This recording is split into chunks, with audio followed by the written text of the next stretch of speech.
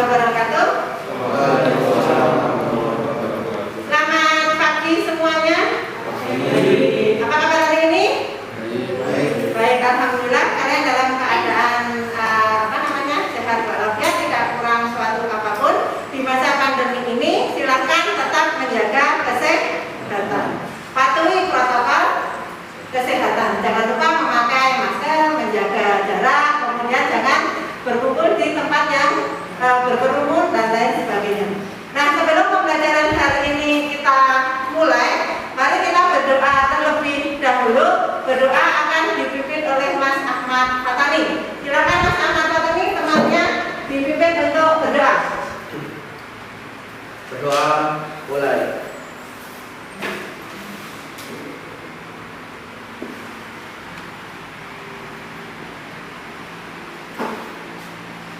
Doa cukup. Terima kasih Mas Fatani, mudah-mudahan dengan berdoa pembelajaran hari ini berjalan dengan lancar. Nah, untuk menambah nasionalisme kita, cinta tanah air kita kepada bangsa Indonesia, mari kita menyanyikan lagu Indonesia Raya. Silakan anak-anakku untuk berdiri sebentar.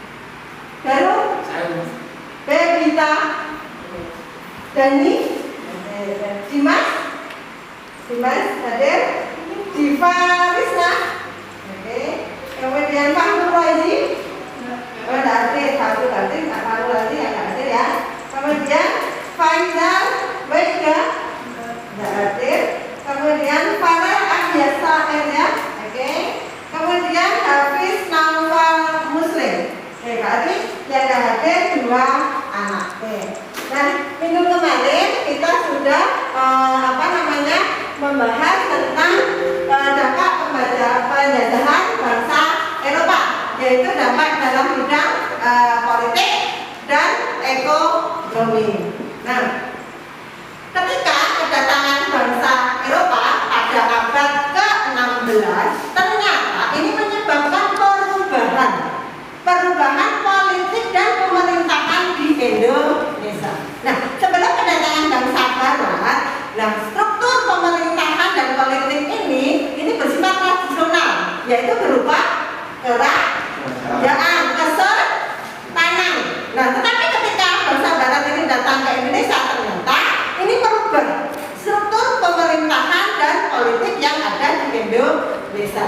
Nah, pada awalnya dominasi bangsa Eropa itu terutama dalam bidang politik, tetapi kemudian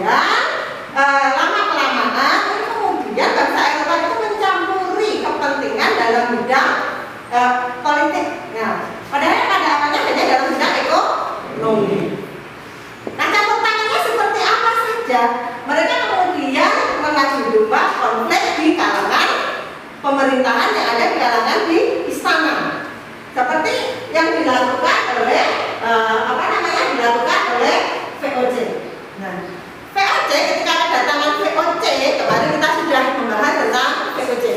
Kedatangan VOC ini di Indonesia, ini kemudian mereka mencampuri urusan dalam pemerintahan sebuah kerajaan. Nah, cara mencampurinya bagaimana? Dengan politik divide and rule. Artinya apa Mas kata divide and rule? Politik memecah belah. Nah, ini oleh VOC ini dibuktikan dalam mencampuri urusan pemerintahan di kerajaan Banten, yaitu antara Sultan Haji dengan anaknya, dengan Sultan Baksertayasa. Nah, terjadilah perebutan kekuasaan. Ketika VOC membantu Sultan Haji, tentu ada imbalannya atau enggak? Ada imbalannya atau enggak? Ada. Imbalannya berupa apa? Yaitu berupa monopoli perdagangan. Nah, kemudian pada masa Dendels. Nah, pada masa kekuasaan Dendels ini juga pemerintahan di Indonesia juga mengalami perubahan. Nah, pada masa Dendels ini ada dua pemerintahan, yaitu pemerintahan Eropa dan pemerintahan bumi. Kemudian dalam bidang ekonomi. Nah, dalam bidang ekonomi pada masa Dendels kemarin ini juga sudah menerangkan bahwa tanah itu dianggap milik pemerintah Belanda. Nah, tapi kemudian rakyat dianggap menyewa tanah. Kemudian pada masa Atlas, nah ini juga diterapkan beberapa kebijakan. Nah, kebijakan apa saja? Nah, para penguasa ini tidak mampu mencari keuntungan bagi diri sendiri. Kemudian rakyat diberi kebebasan untuk berusaha menanam. Di sini tidak ada yang namanya kerja rodi atau kerja paksa. Tapi dalam pelaksanaannya ini juga sama saja terdapat kerja rodi. Nah, pada masa Atlas ini, nah ini diterapkan apa yang namanya apa kemarin? Sistem sewa tanah. Jadi rakyat itu menyewa tanahnya. Sedangkan tanah itu dianggap milik pemerintah. Itu dalam bidang politik dan ekonomi.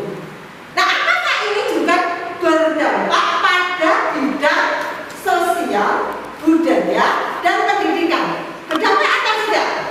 Berdampak.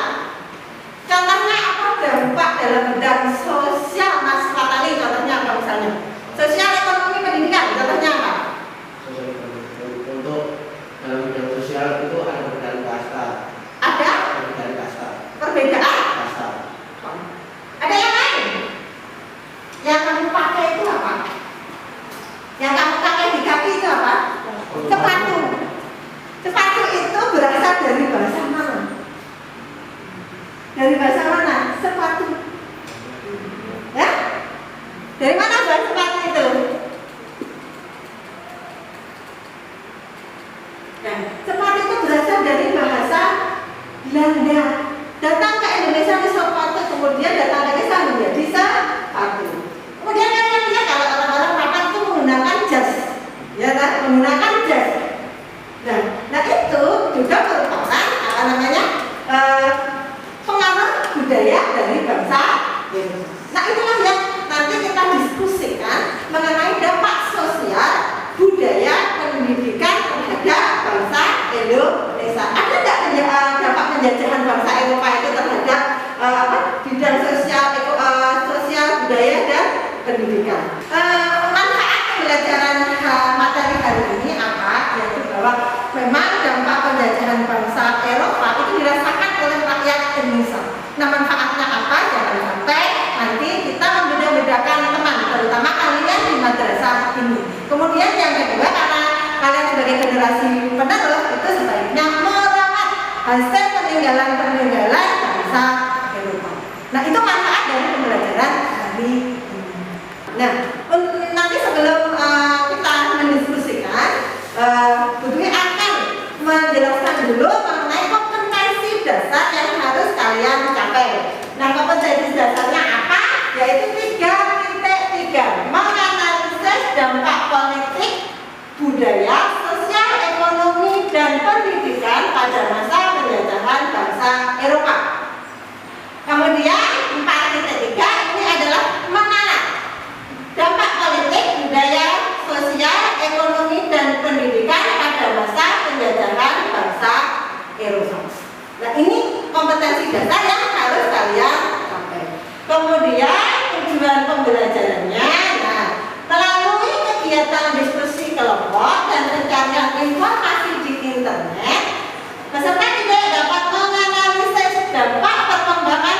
penjajahan bangsa Eropa.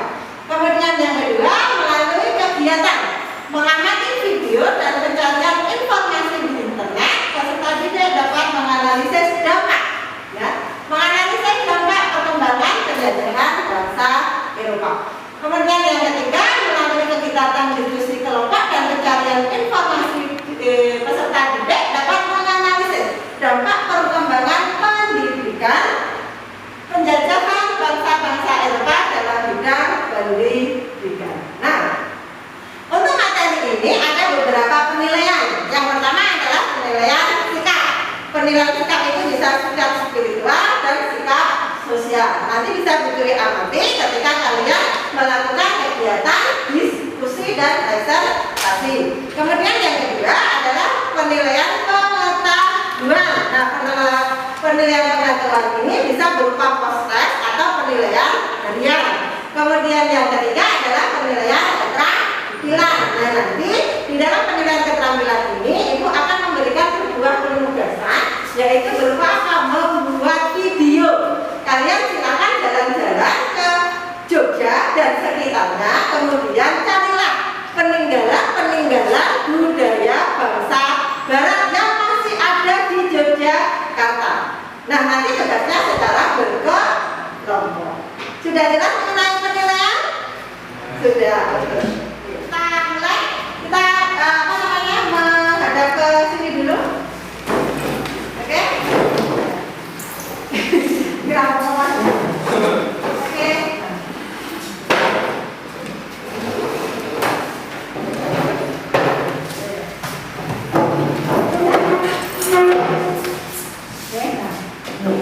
Untuk membahas materi tentang dampak sosial, budaya, kemudian pendidikan bangsa Eropa terhadap bangsa Indonesia, ibu akan memberikan sebuah video, silakan diamati.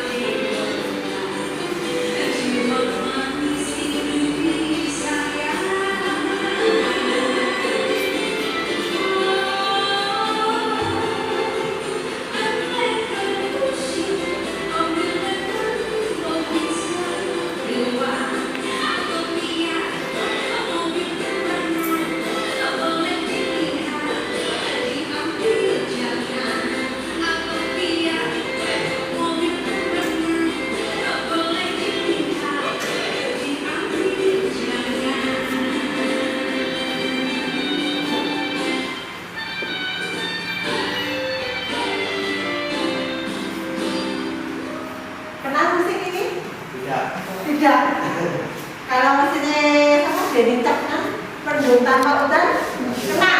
Tapi kalau musik ini kenal atau enggak?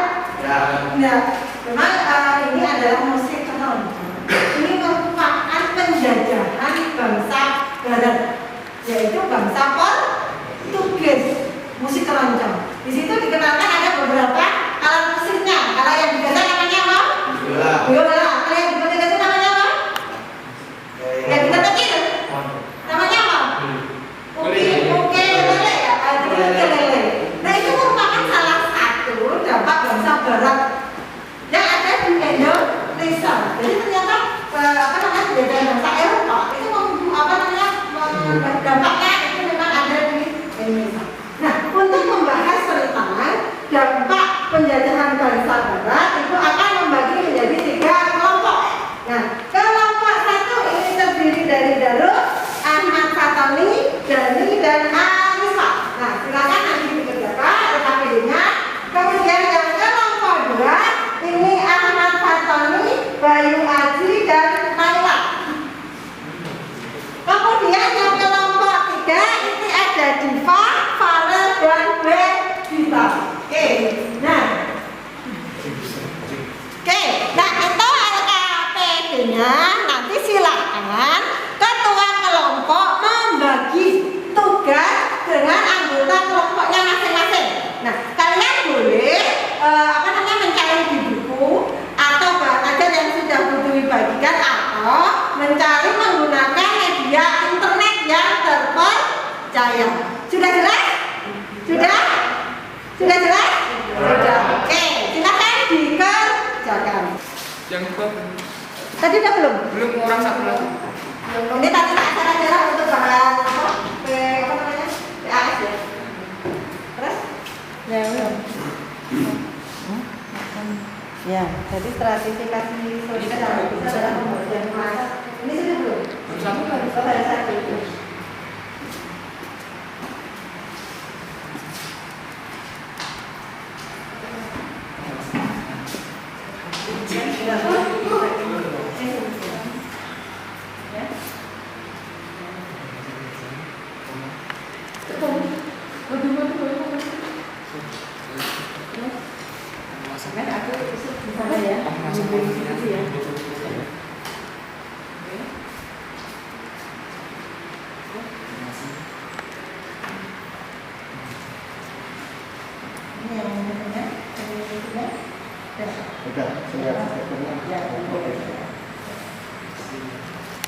Sudah selesai diskusinya? Sudah. Kalau sudah, mari kita presentasikan satu persatu hasil diskusi kalian. Dan yang pertama yang mempresentasikan adalah kelompok 1. Semoga dari kelompok 1. Kami dari kelompok 1 akan mempresentasikan hasil analisis kami tentang dampak penjajahan dalam bidang sosial. Sistem feodalisme. Dampak sistem feodalisme. Pada masa penjajahan bangsa-bangsa Eropa, sistem feodalisme dalam masyarakat Indonesia semakin luntur. Kondisi tersebut terjadi karena bangsa-bangsa Eropa melakukan praktik kolonialisme dan imperialisme. Pada masa penjajahan, penguasa kolonial berhasil menggeser hak-hak istimewa para penguasa pribumi kehilangan status sebagai bangsawan yang dihormati. Stratifikasi sosial. Pada masa kolonial Belanda, kelompok masyarakat dikategorikan sebagai berikut: golongan atas orang-orang Eropa, golongan timur asing, Tionghoa, Arab, dan India, golongan pribumi. Sekian dari kelompok saya. Terima kasih. Wassalamualaikum warahmatullahi wabarakatuh. Oke, terima kasih pada kelompok 1 yang telah mempresentasikan hasil diskusinya dan tentang dampak sosial, dampak penjajahan bangsa Eropa dalam bidang sosial. Tadi di kelompok 1 sudah mempresentasikan tentang sistem feodalisme yang mulai luntur.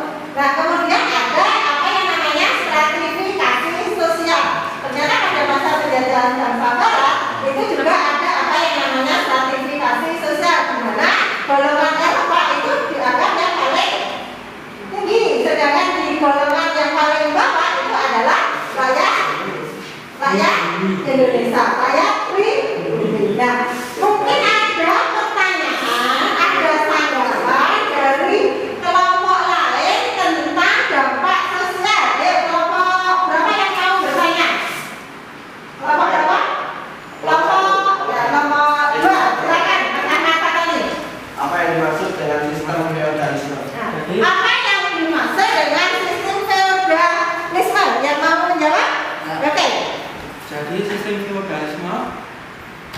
Sistem feodalisme ditandai dengan penguasaan tanah oleh bangsawan dan rakyat biasa dianggap budak.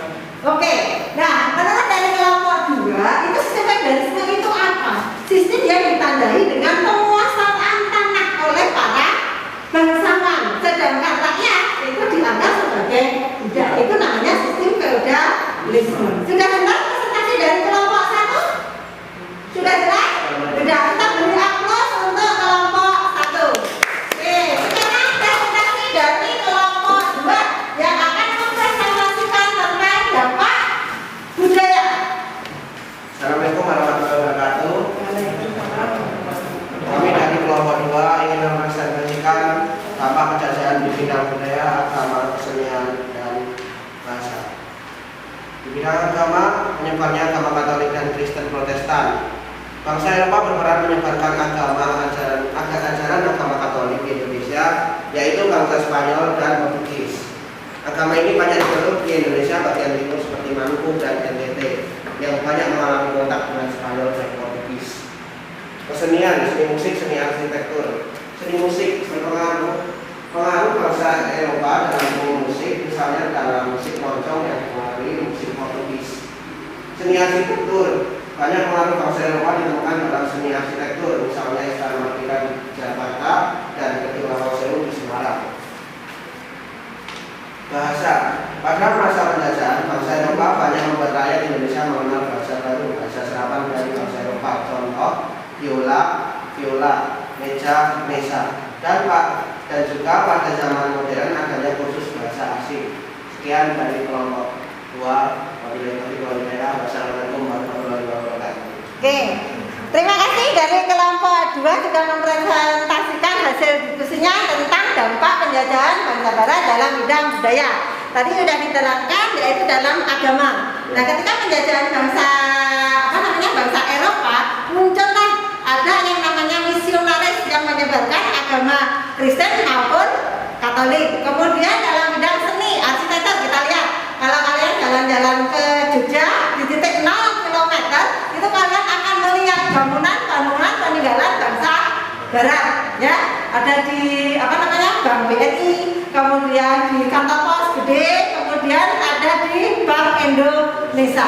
Nah, sebelahnya lagi ada namanya Benteng Brandenburg. Nah, itu peninggalan bangsa bangsa Eropa.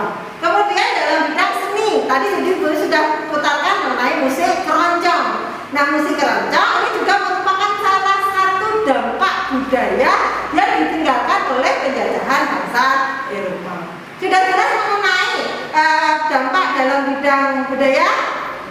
Sudah jelas? Sudah. Sekarang kita lanjut ke presentasi dari kelompok 3, yaitu tentang dampak penjajahan bangsa Eropa dalam bidang pendidikan. Ya, kelompok 3. Di sini saya akan mempresentasikan dampak penjajahan di bidang pendidikan. Pemerintah kolonial Belanda mendirikan berbagai sekolah untuk mengakomodasi kebutuhan rakyat Indonesia. Berikut contoh sekolah yang didirikan pada masa penjajahan bangsa Eropa. Yang pertama, Eurospeech Leger School. Yang kedua, Hollandisch Indian School. Yang ketiga, Hollandisch Chinese School. Yang keempat, Jewish Underwich. Yang kelima, German Middlebury School. Lalu dampak positif bagi perkembangan pendidikan Indonesia adalah melahirkan tokoh-tokoh atau golongan pelajar yang kemudian berjuang untuk kemerdekaan Indonesia yang menjadi ancaman bagi Belanda. Ya, oke. Itu presentasi dari kelompok 3. Terima kasih. Jadi ada memang di dalam dampak pendidikan itu dirasakan oleh rakyat Indonesia itu luar biasa sekali. Walaupun pada awalnya yang boleh bersekolah itu hanya golongan bangsawan. Nah, ada beberapa sekolah yang didirikan oleh bangsa Belanda. Ada HTL, kemudian ada MULO, kemudian ada AMS, kemudian ada namanya sekolah dokter namanya Stovia. Nah, apakah dampak pendidikan itu dirasakan bagi rakyat Indonesia? Ya. Kenapa? Karena ini nanti akan munculnya golongan terpelajar yang sudah disampaikan oleh kelompok 3. Nah, golongan terpelajar inilah yang kemudian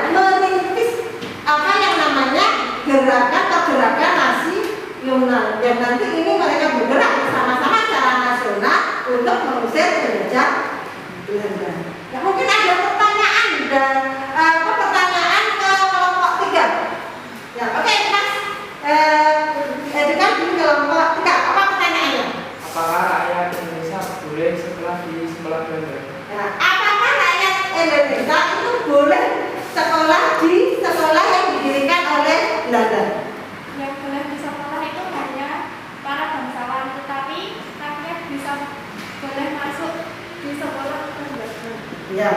Jadi menurut kelompok 3, bahwa yang boleh bersekolah ini adalah hanya golongan para bangsawan.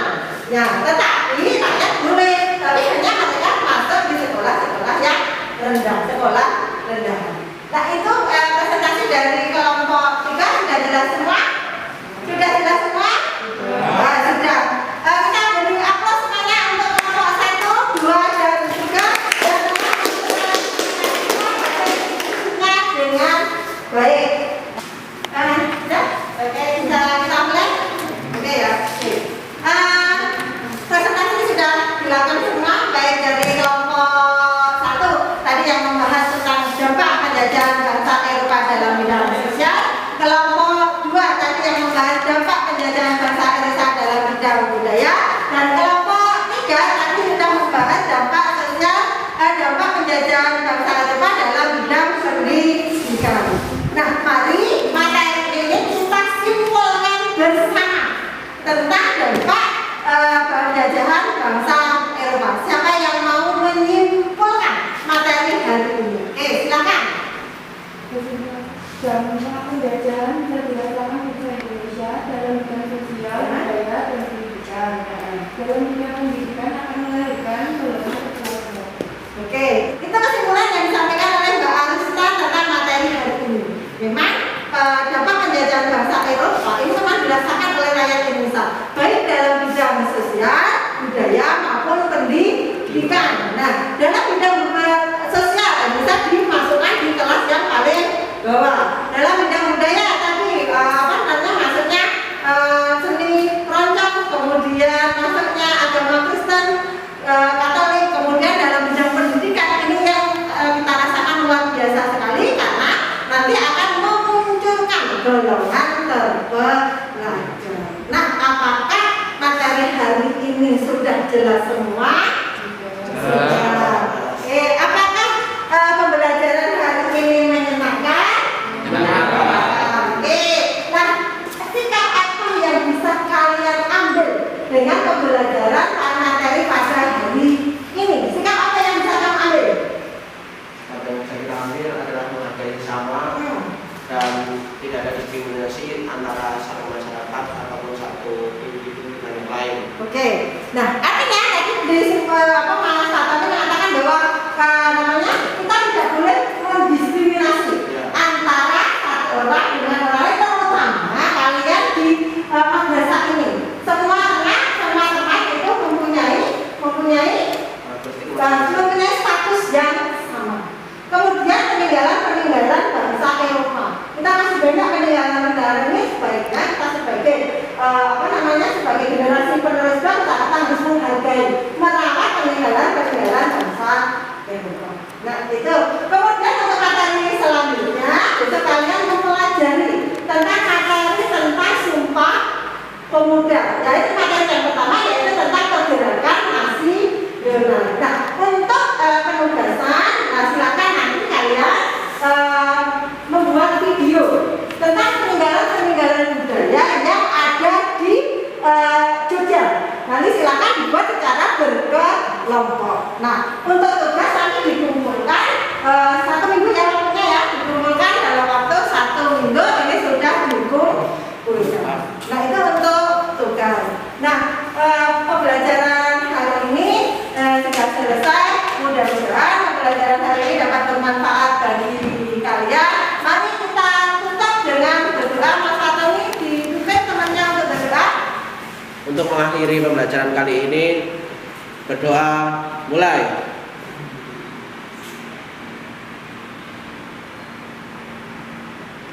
Berdoa cukup. Terima kasih Mas Fatoni. Akhirnya